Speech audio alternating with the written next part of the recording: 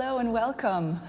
I didn't expect such a big crowd. It's amazing on a glorious day with so much to do to have you all here. My name is Elena Filipovic. I'm the current director of Kunsthalle Basel. But I'm here in this institution because this is actually the place where I did my very first exhibition in the region, Basel, Riehen. And I'm here to speak a bit about that project and its various iterations, but most notably as well to celebrate the book that has just come out, the very big, very heavy, book that has come out to document it, to commemorate it, to try to explain it a bit. I thank the Fondation Beyeler and the whole team for making it possible for me to be here and to have such an esteemed fellow traveler in this project with me. Maybe by way of a short introduction, I will introduce my conversation partner, who probably needs no introduction, but nevertheless, Tino Sehgal studied political economy and dance at Humboldt University, Berlin, and Volkswagen University of the Arts in Essen. He's been the subject of numerous solo exhibitions internationally, including amongst the most recent at the Martin Gropiusbau in Berlin in 2015, at the Stedelijk Museum in Amsterdam, also in 2015, and the Palais de Tokyo in 2016. Through November 12th of this year, Tino Sehgal's exhibition, which is designed as a series of 6 successive presentations, will be on view here at the Fondation Beyeler. Now, maybe to frame a bit today's discussion, I should say a few words about the exhibition, about which the book pays tribute. It was called Felix Gonzalez-Torres, Specific Objects Without Specific Form. And it was a retrospective of Felix Gonzalez-Torres' work. It was a project I did when I was a new curator at the Wheels Center for Contemporary Art in Brussels. When I arrived, my director had asked me specifically to work on a retrospective of Felix's work, which I was honored and intimidated to do. But once I began thinking about and researching and learning more about Felix's work, the true nature of the task put before me became even more daunting. Now, I'll give you maybe just a few really small examples that illustrate the problem that I had before me. When I was reading interviews and essays and everything I could find about Felix Gonzalez-Torres, I realized that, for instance, when he taught photography courses in New York, which he did for a number of years, one of the first lessons he would give his students would be to send them home, not to come back the next day with a photograph or an idea for a work, but rather with a page from the New York Times, where they could show that there was an article or information that was untrue. Now, we have to put this in the context of the 90s, before fake news was evident and clear.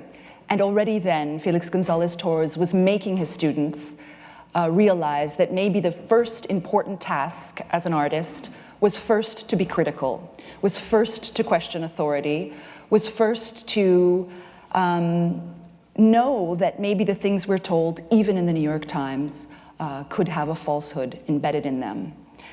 And he gave a lecture to fellow artists and art lovers in New York. And one of the things he said in the course of his lecture was he started talking about the dictionary as a form of literature. Not a tool, but a form of literature. And he explained that we have to think of the dictionary as something that was written by someone at a certain moment, with a certain gender, from a certain place, that has every bit as much of interpretation as any other piece of literature, and thus can't be taken as a neutral authority. There were many other stories like that, but there are the works also. think of his candy piles or his paper piles and the way that they put in question the ultimate authority of the form of an object because they get undone or changed over the course of an exhibition, or the form that an artist is supposed to give when they sort of set a work in motion and leave it in the exhibition, but it's changing over its course. Or even the authority of an institution, which normally would be a place where people look but don't touch, definitely don't eat, definitely don't take home. And so he put on various levels, through many ways in his work, authority in question. And when I realized that, I thought it felt like an anomaly, or maybe the wrong thing to do, to create a retrospective that would be authoritative, that would be definitive, that would say these 40 works in this particular order would be the sort of iconic image we should have of Felix Gonzalez-Torres. I began to think that maybe a retrospective was not the right thing to do. And thankfully, my director didn't let me get away with not doing it. But he pressed on and said that I simply had to find a way to do this retrospective in a way that honored the work. And the way that I found, after much reflection, to honor the work was to invite artists, to talk to them about who Felix was for them. And I specifically sought out artists who hadn't known Felix, like I hadn't known Felix. Artists who had never seen an installation that Felix himself had done, but who had been imprinted in their own thinking, in their own lives, in their own work, with the importance of his thinking, maybe even influenced in their own practices by his work. And I talked to a number of artists, but it was very convenient that Tino lived on my street in Berlin. But of course, it's not just convenience that brought me to him, but maybe most importantly, I had a doubt that, to be honest, that Tino would be at all interested in Felix Gonzalez-Torres' work, because I knew, and I just read you the biography of Tino, that he'd come from dance, he'd come from political economy, he hadn't come from art training, from the place that usually young artists are indoctrinated and explained the work of various other figures that become important to them. So I didn't know what he thought of Felix's work. But I had a suspicion, given how important questioning the art object was, given how important questioning the contract is, thinking about the transaction of an artwork, I suspected that he should be someone I should talk to. Even if he weren't interested in Felix, I wanted to know why, or what impact or information he had about Felix's work. I spoke to 3 artists in particular in the preparations for the exhibition, because in the process of thinking about the project, I realized maybe the only way to make an exhibition that would be not authoritative would be not to make one exhibition, not to make a definitive show that would declare that these were the important works of Felix Gonzalez-Torres in this way, choreographed or presented like that. So I decided that it should be a show that would travel. It originated at Wheels in Brussels. It then came to the Fondation Beyeler, and then went on to the MMK in Frankfurt, the Museum for Moderne Kunst. And at each venue, I decided, instead of having just one version of the exhibition, I would set up a show, my version of what I thought a Felix Gonzalez-Torres retrospective might or should look like. And I invited an artist. At Wheels, I invited Jan Vaux to take down my exhibition halfway through the duration and to reinstall it in his own way, with his own selection of work. And it was very important that the artists would have the possibility to decide which works they considered important or not, or the ones that should be shown in a retrospective or not. Here at the Fondation Beyeler, I worked with Carol Bove, who also reinterpreted, looked at what I had done, made her own version with her own selection of work, her own protocol. And at the MMK, I worked with Tino Sehgal, who made the pinnacle or the end point of the exhibition, perhaps also the show that became the most complex to explain, with the most number of moving parts.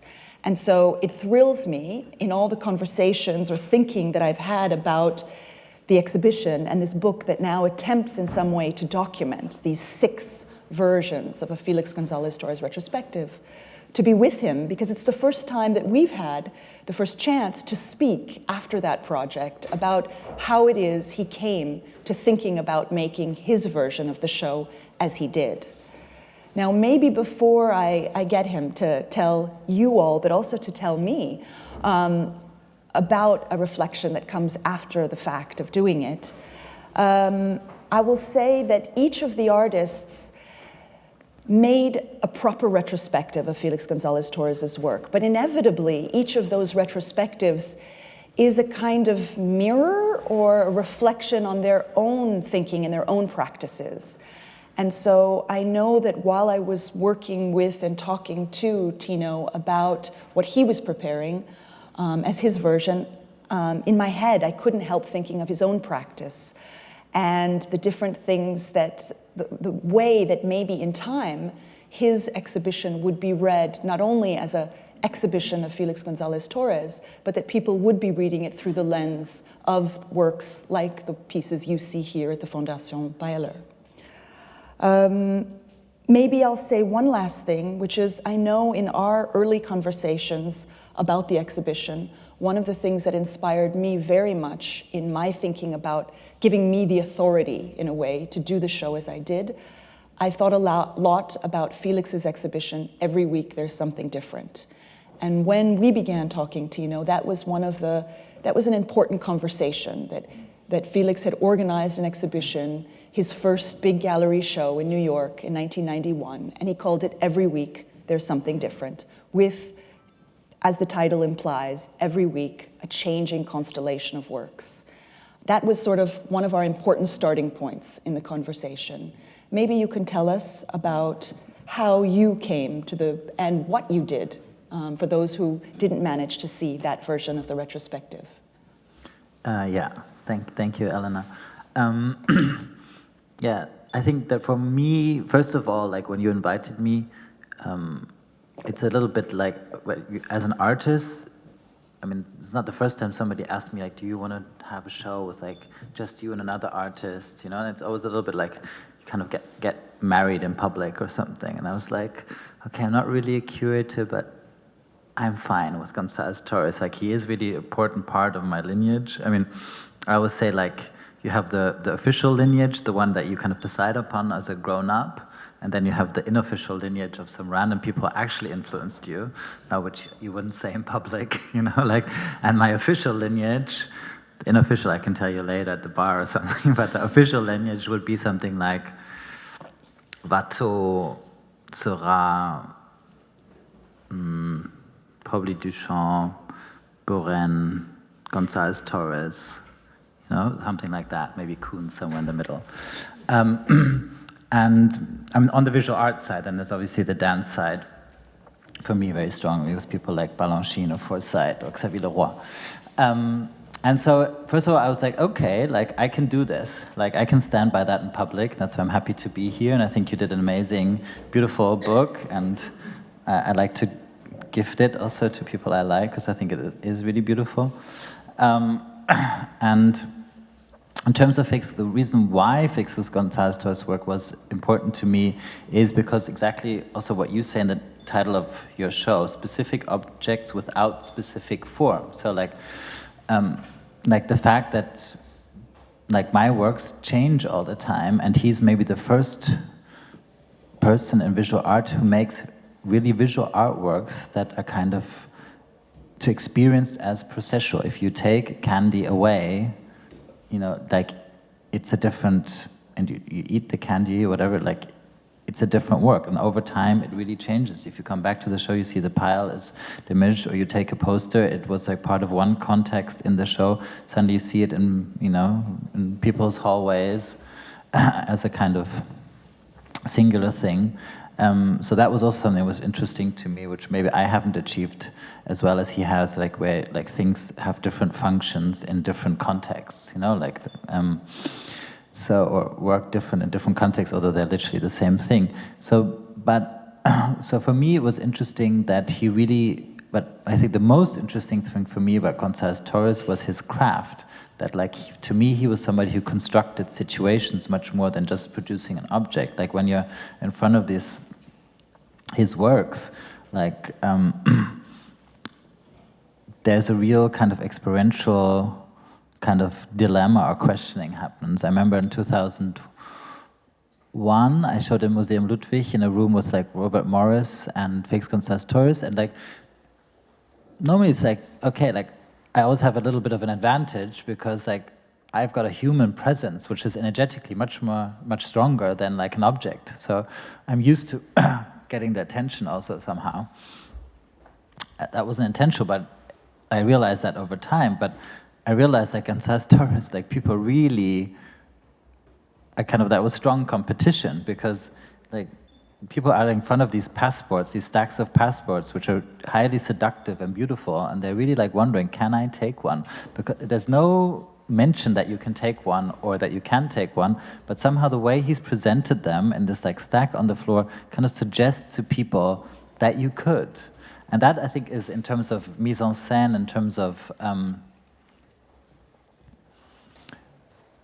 composing an exhibition, of placing something in an exhibition, actually much more difficult to do than it sounds. To give this message, like to give an actual experiential kind of shift to the situation, like without saying, please take one. It's like presenting something in a way that, like, obviously you never take something in an exhibition.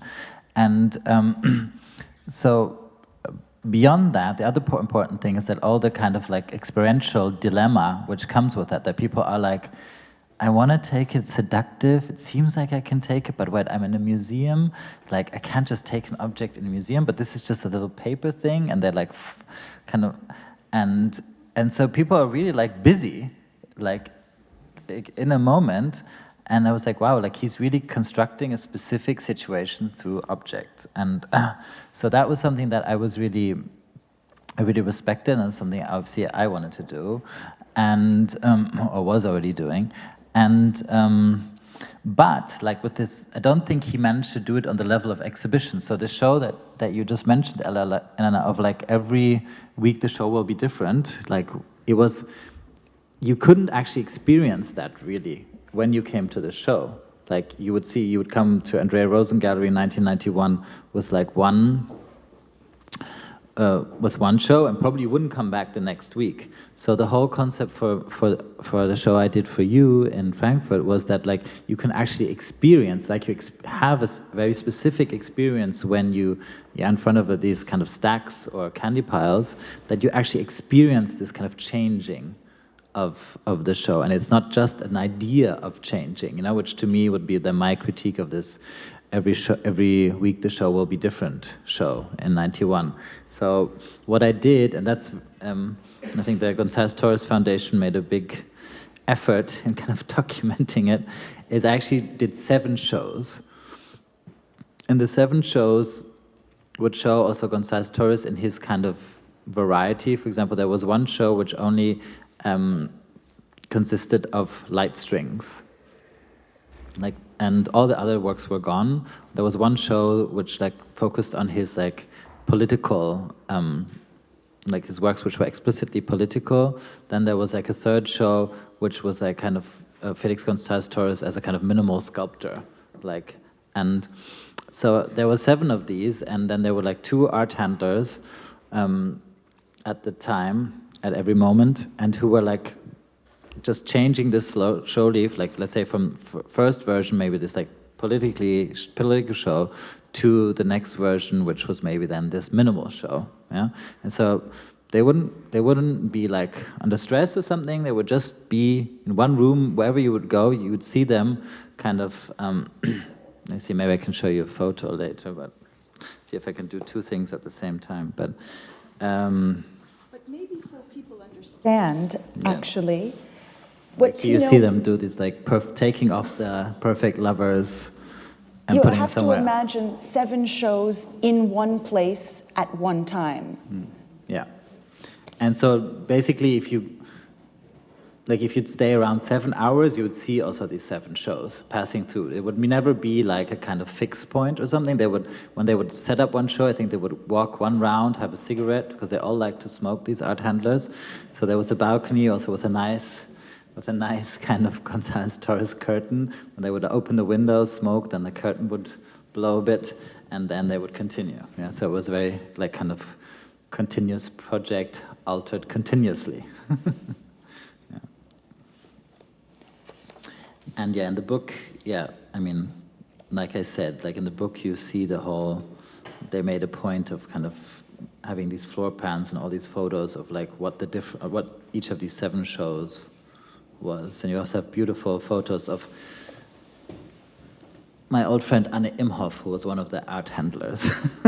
You're doing a show with her, no? You did? Last summer. Last summer, yeah. So one has to imagine that if this retrospective in its totality was actually a show divided between 3 venues, and at each venue was actually made up of 2 shows, not one show taken down by an artist and then reinstalled as their own version, Tino took it to its furthest possible conclusion by not making 1 show, but 7. And as he explained, he designed these 7 shows, sort of trained art handlers who were art students at the Städelschule, and then had them sort of install constantly in the state of installing and deinstalling his version of a Felix GonzalezTorres retrospective. Yeah. Does that make sense? Yeah, so it was basically also to say 7 shows is in a way also not totally correct, because basically it was one continuously shifting show. And it was shifting slowly, so I still wanted it to be like an exhibition. So it wasn't like everywhere somebody's like kind of spectacularly kind of dismantling something. Basically you would walk through this like, you know, the MMK is this like weird kind of piece of cake in terms of its like floor plan. And you would walk, and you can walk kind of in a circle through this, like in a you know, all rooms kind of connect with each other. So you'd see in one of these, like, I don't know, 13 rooms or how many it was, like you'd see somebody working on something, like, but then what people ended up doing was also just like going for a coffee after they'd visit the show. Did you hear this? That they would go for a coffee and then they would go back up. And that was apparently fun, because then it was really quite drastically different. You know, by the time you had the coffee, like, it was, yeah. I also heard that there's quite a few people who had the experience. You have to imagine that the MMK has something like 12 rooms that are sort of each leading on to the other. So imagine you're a visitor to the exhibition, you walk in to a room which is perfectly set up like an exhibition. You go to the next room, you're continuing in your walk through a Felix GonzalezTorres retrospective. You get to room 3, everything's okay. Room 4, you suddenly see installers in the state with their ladders, you know, taking something down. And we had many visitors who just thought, oh, the show's not yet open, or they need help. So we had visitors that were actually getting involved in pushing candy around or lifting, you know, paper stacks, thinking like, crap, these poor installers, they're not ready for the exhibition. But then they would go to the next room and it would be set up like an ordinary exhibition again. And so as they circled around, it might take a while for them to realize that it was a show in constant state of alteration, because the installers were working one room at a time. The installers also worked with Tino to kind of invent their own methods for sort of moving things. They invented various devices to properly, easily push along, shovel candy or paper. But maybe it's important to say that such a show is possible or conceivable, imaginable, only because the work of Felix GonzalezTorres, unlike most artists, is not just either paintings or sculptures or photographs put on a wall, but rather inherent in each of the works themselves. Now, there are some pieces which have a kind of formal stability to them. They are photographs that get hung on the wall normally. But there are many what are called manifestable works, works made up of candy piles, paper piles, light strings, clocks, elements that have in their contract, and as an installer, as a museum director, as a curator, as a lender, as a purchaser of a work, you would receive the contract. And in the contract, it would explain not only the dimensions of the work, the materials of the work, and how it can be manifested or made, but also what parameters there are, often very wide ones, for how it can be shown. So although we often see a certain candy pile that ended up looking again and again the same, because maybe in a catalogue raisonné for Felix Gonzalez-Torres, one of the complexities or problems I found was there was often a work description and one photograph. And anyone going to the catalogue raisonné would think that's what that candy pile looks like, or that's what that light string looks like. But actually, when you read the contract, you realize that the responsibility, the ultimate responsibility for how it should be installed, what decisions which make up everything to do about how it looks formally, is in the hands of the buyer, the lender, the institution, the installer, the curator.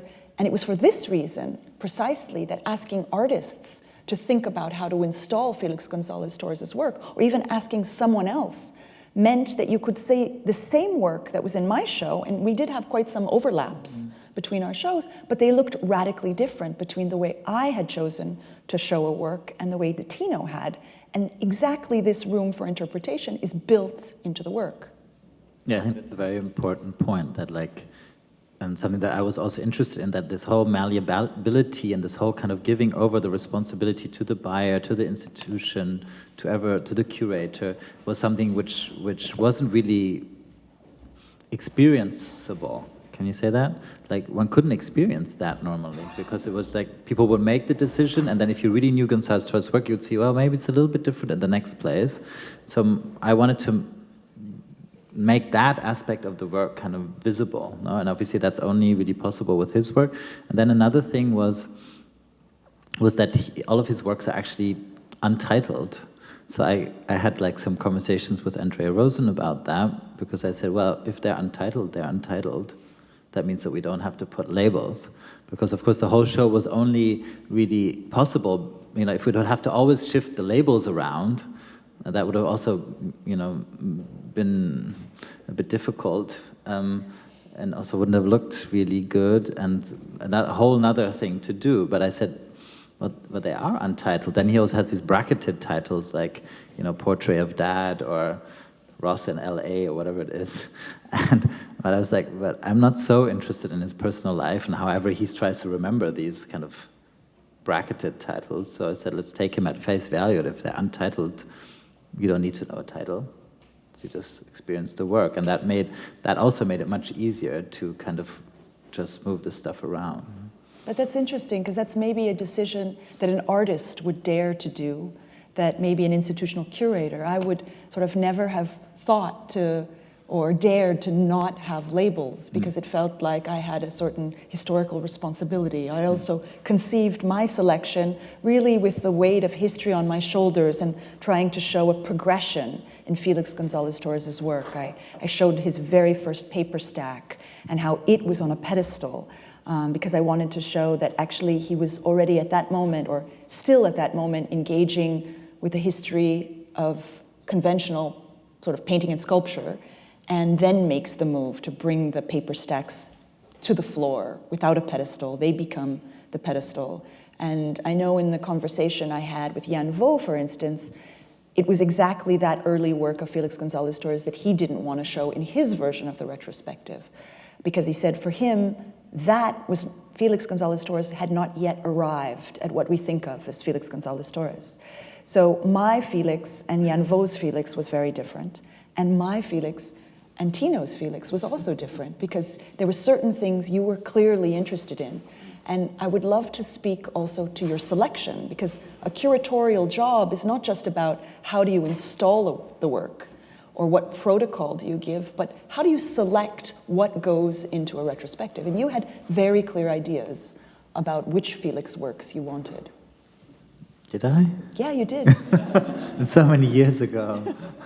I remember specifically you were looking at questions of economics, which makes sense given your background. I mean, you remember more than me, but I think like And America. Yeah? Also. I think that, I mean, what I remember is obviously that I was interested in these works which can change, because that's my kind of, related to my question. Like, I think that, if you look at the 19th century, just economically or historically, also the 20th century, you could say it's like the age of the product. And what is actually a product? A product is something that comes at the end of a production process, And the 19th century and the 20th century really kind of were obsessed, you can say, if you think of all the big kind of world fairs and stuff like that. Like in the 19th century, we'd have like this plethora of objects, and people were just like kind of in this kind of high of like, that's a very, in terms of civilization, human history, like a very new thing that human societies can kind of produce all these products, and then they would be like displayed, and that was what society was busy with until, like I say, the late 20th century, of like producing all these products. So it's no coincidence that, let's say, in our temples, museums, they are full of these products, But if you look at economy and society today, if you think of the service industry, which is like, I think, at least in Europe, like the biggest the biggest economic sector.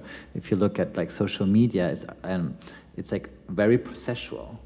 Like, so how do you kind of present like, or to me, this age of the product is kind of over. It's obviously we have a lot of products, but it's not at the forefront of what we're doing today as a society. We're much more in a kind of processual thing. So Gonzalez-Torres for me is like the artist who really manages. He's like at the historical. He's like almost like portraying this historical shift. Yes, like he takes up these static minimal objects like a Carl Andre, or like a kind of like a minimal cube, and then he shifts them into being a process. That's, I think, his mastery. And so that, I think, was my biggest concern. And then, of course, I wanted to do 7 different shows, so I needed to include stuff. Like I did one show, now I remember, one show was called, wasn't called, but like one of the 7 shows in our internal lingua was called, I think, like Political or something. And that was a lot of his stuff about America, And, but for me, I don't know if America was now so much my concern. It was more that, like, I wanted to, like, in terms dramaturgically, I wanted to have a show which would look very different than, for example, the minimal show or the just only light strings show, And so it was just about trying to produce like counterpoints. Like for me, his political.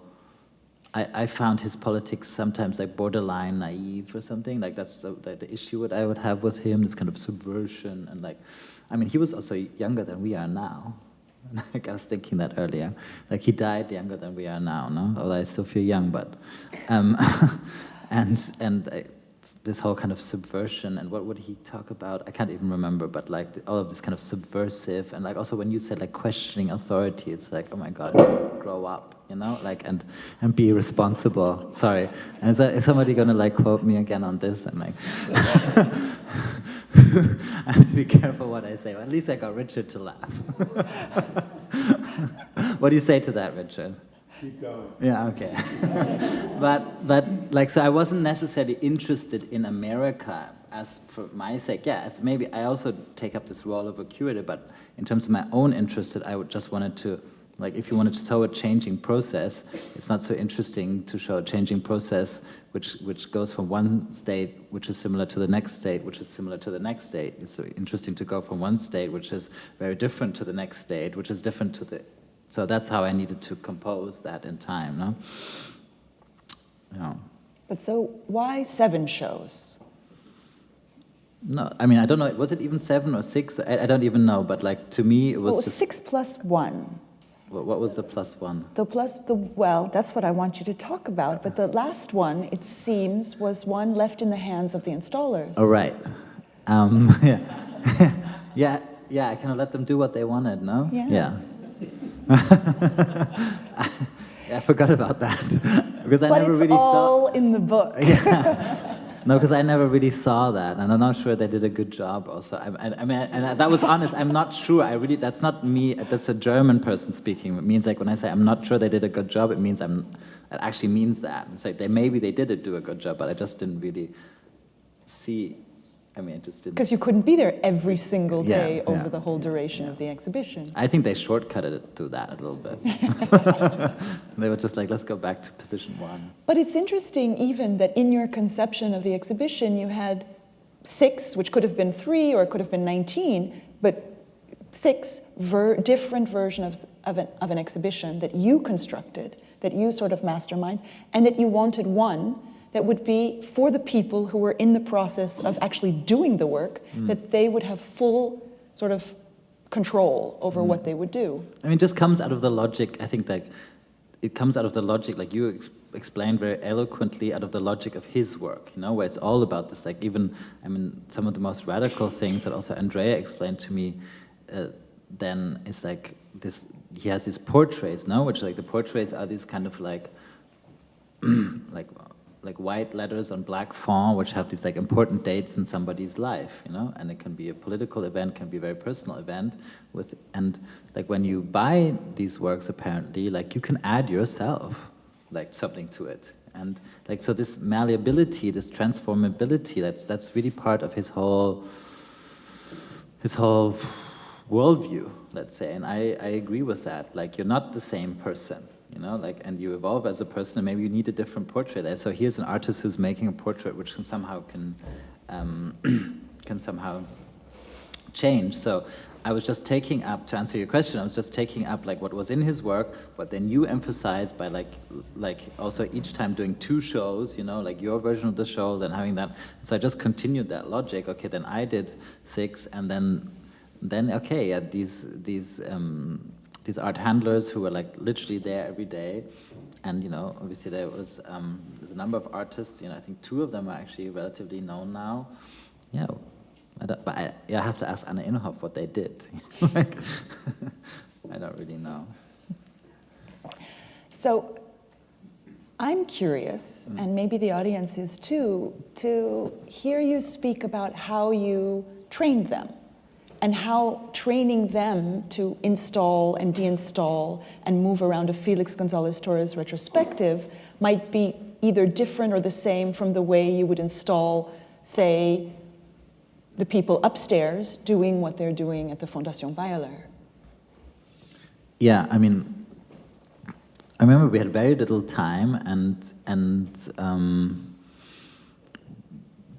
basically, this is also something I learned from Balanchine, you know, the great ballet choreographer, Georges Balanchine. Like, Balanchine says, like, when you compose, you need to have, you know, these kind of points of orientation, let's say, and then you can fill the gaps, you know, to say it a bit vulgarly, and compose in between. And so also these 6 shows or 7 shows, they functioned as these kind of markers. And so basically, you know, I made sure that they understood like what the 7 shows or 6 shows were, like, you know, and we installed those.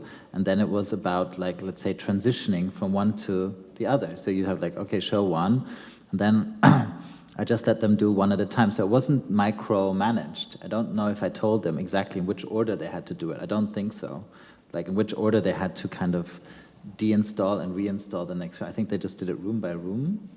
So there was also all these like in-between states, really, because I think they would, so in a way, like, it's actually not even true to say there was 6 shows, because you always had like some kind of wrong version of it at every moment, you know, because there would always be 1 or 2 rooms which were already the next show, no? But for instance, was there a script they followed? In a way, you've described a little that it was quite loose, but nevertheless, how did you draw out what each of the shows would be? Because we have some plans that are included in the book made after the fact based on what the shows look like, so that an audience who wasn't there can sort of figure out what each of the 6 shows looked like. But I'm just wondering how much the way you trained them is like the way you might trained performers to participate in other pieces of yours. Honestly, I can't quite remember. I think they, I don't know how I made sure that these shows had names. Like there was for example, one which was called Curated 1 and one which was called Curated 2. That was like our internal lingua. So those were just like really diverse shows of Gonzalez-Torres. And I somehow made sure, I think I had a model and I would show them in the model, like what the show was. Maybe I even let them transform like it from one to the other on the model. So I was sure that they knew. But I can't remember how we did it. And then in terms of like their presence in the space, I neither encouraged them to kind of talk to people or something, nor did I say you can't talk to people, you shouldn't be phased, no? But in general, like they were really like working as art handlers. It was just that it was like happening during the show. It didn't give them much, it didn't give them many indications. I mean, they also knew how to be art handlers, which I don't know. So they just did their job, no? Well, one interesting thing was we were very nervous when we were preparing the book that maybe we wouldn't be allowed to document your 6+1 exhibitions because, as most people will know, Tino Sehgal's work cannot be documented photographically or in other ways. And I remember the conversation we had when I kind of nervously approached you about, well, you know, it would somehow be necessary to be able to have photographs of this, and you said, well, yeah, of course, this is not a work of Tino Sehgal. This is a Felix GonzalezTorres retrospective. Yeah, still the same answer. Maybe we should open it up? Yes. Yeah, or did you? You may have many questions. And if you haven't read the nearly 700-page book yet, with many photos. The most are of my show, because there was 7. Indeed, I think there might be a microphone going around. Yes. I guess this is working. Just a kind of, I have a million questions. He's my favorite artist ever. But a quick question was in the recent show at Warner, the press release didn't mention HIV or AIDS. And that sort of was a contentious topic, saying that the artist himself wished his biography to be part of the interpretation of the work. So I was interested, Tino, when you said that his personal life didn't interest the exhibition that you had, and what your take on sort of that question about should the kind of abjectness of AIDS and death be in the work? I mean,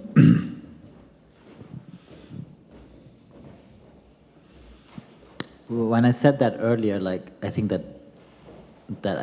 you know, a lot of his work is about loss and death. No, like it's like, I mean, it's very obvious. You know, I mean, especially when you go more in depth into the work because you have to curate one. Like, I mean, these candy piles have the weight of a body mostly, or like around that, and then they slowly are diminishing. No, and so I think one can let the work speak for itself. When I said this, when I commented earlier, I said I'm not interested necessarily in his private life. It's because his private life always kind of shows up a little bit in these kind of parenthetical titles, you know? And I mean, personally, I'm interested in his, but as a curator, I don't need to emphasize that, you know? Like, it never really made sense to me, like, either your work is untitled or it's Ross is in LA, you know? What is it, you know? Like, and maybe I'm too square for that, but I was like, is it now untitled? I mean, it's both, but like, am I supposed to think about Ross in LA forever after?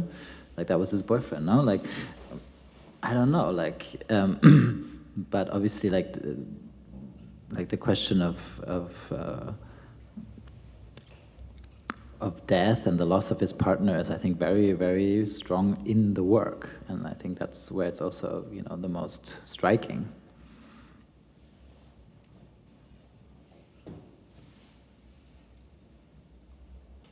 Other questions?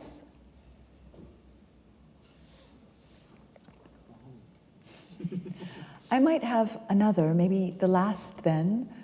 I would like to ask, sort of through the process of having worked on that exhibition, and maybe now even several years later, and the book is out, and it documents it, and maybe shows it in a way that you couldn't even have physically experienced it yourself. Are there things about Felix Gonzalez-Torres' work that you know now, or that you understand differently than you did before doing the project? About his work? Mm-hmm. Yeah, of course. I mean, what I said earlier, like, I wasn't aware. I mean, if you go as an exhibition goer, you're not aware that, like, how in most of his works he really tries to introduce this malleability or this transformability, like I was saying earlier about these portraits. Like that was a surprise to me, to see how he tried to insert this transformability just about everywhere.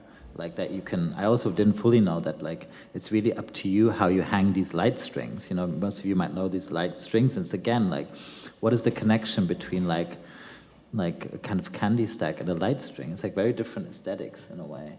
But I mean, nowadays we think them together if we're like part of the art field because we know they're Gonzales Torres, but first of all, it's not really that similar. And for example, I really made a point also with the light strings. I did like all these weird knotted compositions with the lights, and I made them made like a kind of minimal composition with them in lines. I made like really kind of weird kind of post-minimal compositions, like knotting them up and binding them together. I mean, Gonzales Torres Foundation let me do that, but the reason I did that was it was also to show, like, yes, these same works can be shown in very, very different ways. You know, it's to have this weird knotted. I wouldn't be able to find a photo quickly right now, but like there are photos in there, these weird knotted constellations, and is obviously literally looks very different than. There's something also like the. There's it's one. not totally what I was talking about, but like they're also like around a stack or something, and then. So, I definitely. I mean, you did many things that I would dare say maybe a professional curator wouldn't dare do. And that was the whole reason to ask an artist to work on the project, to do things because it's embedded in the work, because it's possible for the work. It wasn't that you were taking liberties that were not allowed. It was that you were taking exactly the liberties that Felix Gonzalez-Torres had left within the work, and just you were showing their true potential. But I would say before your show, I had only seen candy piles in certain ways. They were always neatly in a corner, or always neatly in a minimal square. Yeah, I did a kind of Dali version, which I was surprised that the Gonzales Torres Foundation let me get away with. Yeah, I don't. Maybe we can find a photo of that, but it's going to it looked like the shape of Africa. And you know, I had never seen a Felix Gonzalez-Torres candy pile that looked like that. Yeah. But if you also think like, here it is, yeah. It is. It's my kind of, you see the two clocks and then this weird kind of lake or something. And I mean, to me, like, for example, if you think of his most famous work, it's probably these two clocks, you know, and the perfect lovers. Of course, you can say like that's not really malleable or transformable in itself, but again, it plays with this kind of, one could say something which is non-static, because at the end of the day, these clocks kind of go more and more out of sync, no? Like, you can see like even the precision of a clock. So again, he's back with the same kind of obsession, no? And that's, I think, also mine, so. I had this almost like light bulb experience here at the Fondation Beyeler after the end of Carol Bove's show, where the two clocks were up at the entrance near the ticket desk, and I had installed it for my version of the show, so two ordinary clocks touching, set at the same time at the beginning of the exhibition, and then allowed to live their life, like two perfect lovers touching, but not the same, and one invariably comes out of sync with the other. and Carol Bove kept it for her version of the exhibition in the same place without having reset them. So by the end of the show, they were quite out of sync with each other. And I remember coming to, on the very last day, to the Fondation Beyeler and looking at them, and there was about 7 minutes difference between them or something. And I remember grabbing my phone to check the time because I thought, which is right of these two clocks? Which is telling me the correct time?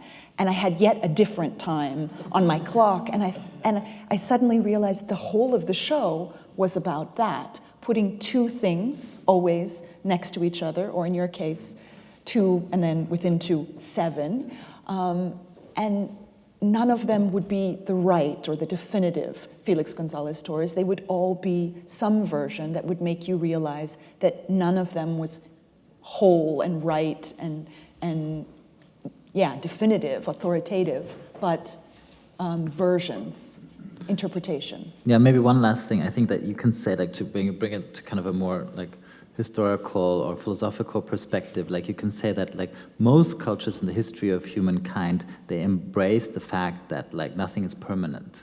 And you can say the West of the last, let's say the West of the Renaissance, or like since the Renaissance till now, as a culture, not necessarily only in art, but just as a culture, kind of is an experiment with the idea, like, let's make things permanent. But that's actually the more unusual idea. Like most cultures understand and know nothing is permanent. But we made an experiment, and museums are really important places for this experiment, that like, no, and we really fostered this belief, things are permanent. And they stay, and objects are static, but no object is static. Like if you read Alfred North Whitehead, like, you know, the kind of process philosopher of the 20th century, you know, like he'll talk about, like, obviously also a table is a process, you know, it's just such a slow process that you can't really, you know, on an atomic level, it's shifting. It's just so slow that it's kind of irrelevant to humans and their lifetime. And so Felix is somebody who really pokes into this kind of experimental belief of the West in the last few hundred years, because it's like, no, that was a nice try, but things are not permanent, and I know that. You know, I know that from my personal life, and I'm going to show that in my work. You know, it doesn't work like that on this planet. Well, thank you. I think that's a beautiful way to end.